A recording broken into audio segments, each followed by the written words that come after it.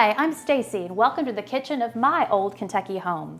Well, when fall is in the air, I start thinking about candy, both eating it and making it. So today I'm going to be making a very traditional Louisville recipe. In fact, a candy that was actually invented in the city back in the late 1880s, the Majesco. I'll tell you the history of this candy when we make it. Jessica's going to be whipping up one of those famous bourbon cocktails, and this time with a chocolate base. Let's get started. For our Modjeska ingredients, we will need 1 cup of heavy cream, 1 cup of sugar, a half a cup of light corn syrup, 2 tablespoons of butter, 1 teaspoon of vanilla, a half a teaspoon of salt, and a package of marshmallows.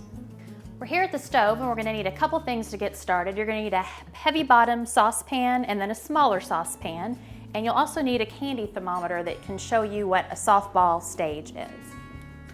So we're going to take our heavy whipping cream, remember we have 1 cup, and we're going to put half of it in one pan, so half a cup, and half a cup in the other.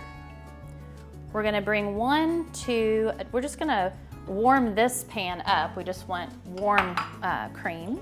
I'm going to put this on just a low to medium just to get that warm, and we're going to start to boil the half a cup that's in the heavy bottom saucepan, so kind of a high medium. We're going to add the 1 cup of just white table sugar and the half a cup of light corn syrup.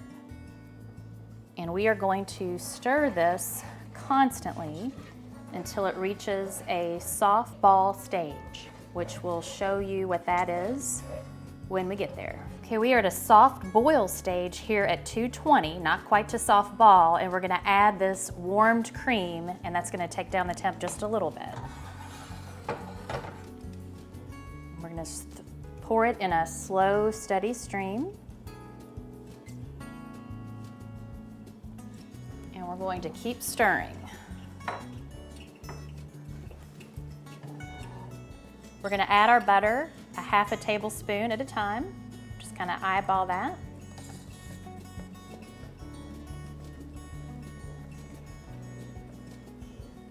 Wish you could smell this because it's starting to smell candy sweet.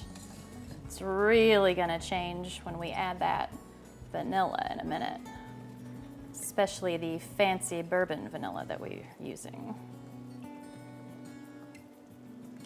Okay, we're going to do that 4 times. So we've reached the softball stage. You can see it on this candy thermometer. It's also, if you don't have one that tells you, it's about 238 degrees. We're going to take this off the heat. Just going to switch burners to this one that's cooled. We're going to add our teaspoon of vanilla. Now you can really start to smell that.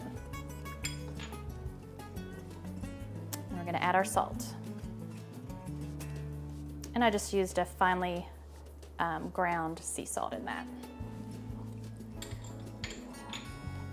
Okay, we're gonna let this cool for about 5 minutes, and we're gonna start dipping some marshmallows. Okay, while we've got the caramel sauce still cooling, the next thing we're gonna need to do is you're gonna need a marble pastry board or slab. I probably could have, these are kind of Corian counters, probably could do it on that, but just in case, pastry board's the best way to go on this. And you're gonna take some butter, and just throw it on the slab and get it all greased up so these little candy treats don't stick. Simple as that. Okay, our caramel sauce, which is basically what this is, has reached its soft ball stage. And really, you could simply pour this over ice cream and call it a day at this point. But we're gonna make it even more special by dipping some marshmallows in it. I have got some kind of more artisanal marshmallows. You can, of course, make your own and really upmarket this whole recipe, or you could use jet puffs. Really, it's your choice, but we've got some artisanal ones, and you can cut them anyway. I've seen them recipes where they're cut more vertically. We went across these so they make little nice circles, and when you dip, you want to make sure we've cut these in half, so there's a kind of sticky side where we made the cut, and then sort of the side that has just almost like a powdery sugar finish to it. You want to put that dry side in your spoon, or if you put the sticky side, you're going to have some sticking problems. So what we're simply going to do is put a marshmallow, dry side, on our spoon, and dip it in our softball stage caramel sauce. And we're just gonna pick him up out of there, or her, I don't know why I think it's a he, and drop him on our little marble slab. And we're gonna keep doing it till we've used an entire bag of marshmallows or used up all our sauce. So while I do that, I'm gonna tell you a little of the history, the origin story of Majeskas. This is one I love because we've done a lot of recipes here on the show that are Kentucky favorites, like a burgoo. Sometimes they're just Southern favorites, like a fried chicken or pimento cheese, and they're Louisville or Kentucky spin on these recipes. And then we've done some that are straight up out of Louisville, like Benedictine and the hot brown. This is one of those. Its origin story is in Louisville, Kentucky. So the story goes like this. There was a man by the name of Anton Busath, who was a French candy maker, immigrated to the States. And in 1883, he attended a performance at the Macaulay Theater of a very famous Polish actress at the time. She had recently immigrated to the US as well. And she was in this performance. Her name was Helen Modjeska. He was so enthralled with her performance and her beauty at the time, it is said, that he wanted to name a candy after her. And he had been perfecting this very recipe for what he called at the time caramel biscuits. So he asked Miss Modjeska if he could in fact name the candy after her in tribute. She said yes, signed an autographed photo to him, and sort of the rest is history. The story goes a little more in that Anton passed this recipe, of course, down to his son Edgar, which ran the candy shop until it very fatefully burnt to the ground in 1947, the candy shop on 4th Street in downtown Louisville. So Edgar apparently asked another local candy maker, another candy family at the time, the Muth family, who had, actually still has, their store on East Market Street, if he could use their kitchen to make his Majeskas. And in a very Louisville and Kentucky and Southern way, they of course obliged, and they made candy side by side until he sold them the recipe in later years. I'm very proud to say that Muth is making Majeskas to this day.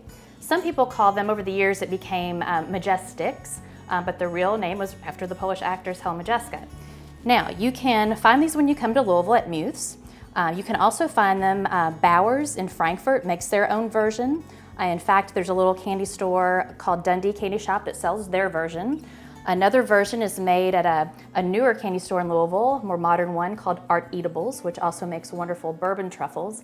And then right over across the bridge in southern Indiana, in Jeffersonville, which is almost like a neighborhood of Louisville's, Schimpf's, which is just a very old-timey candy store, makes their version as well. So you can come to Louisville, buy them, you can mail order them in some cases, or now you can make your very own recipe of Majeskas, and I hope you will.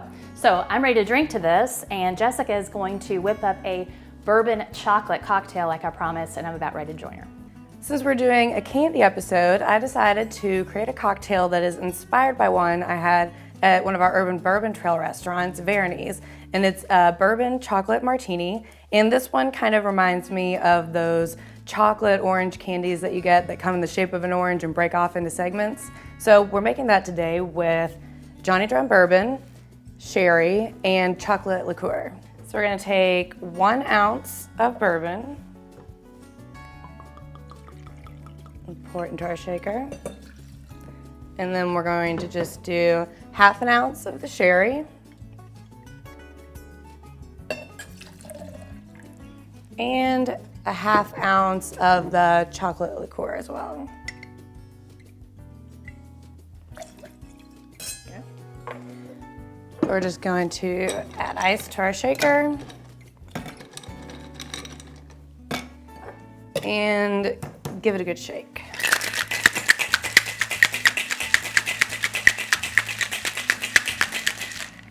All right, now that everything is chilled and combined well together, we're just going to strain that into a martini glass.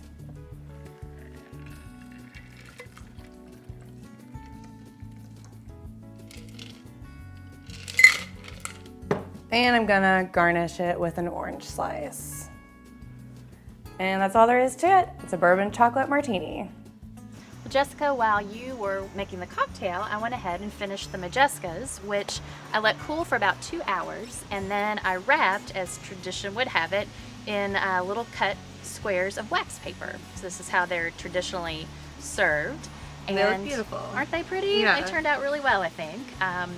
And I've got to tell you the touching family Yates story, or at least I think they're touching anyway. So, I mean, I've eaten Majeskas for a long time, but when I got married, my husband's grandmother, who we ended up calling Gigi when my daughter was born, traditionally she would give everyone in the family that reached a certain age, for their birthday, they'd get a $2 bill and a little baggie of Modjeskas from Muse Candy. And she did that until she died at the age of 98, just a couple years ago. She'd still have people take her down to Muse. So That's really these sweet. remind me of her. Well, Majeskas are actually my mom's absolute favorite candy too. So every year we put them in her stocking for Christmas. Isn't that cool? And she's Yeah. she has a gluten allergy, so Right, it's perfect and these are gluten-free. Okay. perfect. Just happen to be that way. Well, I can't wait to try this chocolate martini, and cheers to these family traditions. Absolutely. Cheers. Cheers.